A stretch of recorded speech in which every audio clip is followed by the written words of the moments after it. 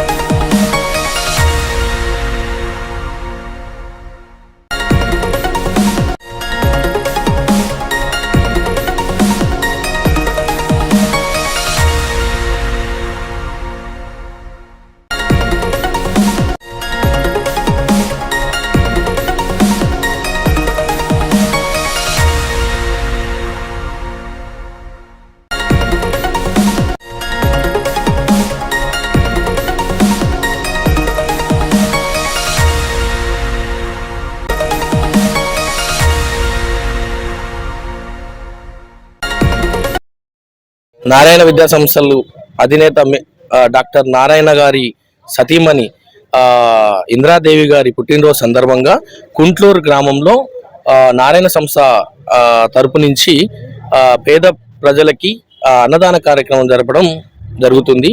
ఇలా ప్రతి సంవత్సరం మేము ఈ మేడం పుట్టినరోజు సందర్భంగా మేము కొన్ని వందల మందికి మనం ఇట్లా సేవా సమస్యలు చేయడం జరుగుతుంది. ఈ రోజు ఒక 2000 మందికి మనం ఇక్కడ అన్నదాన కార్యక్రమం జరపడం జరుగుతుంది.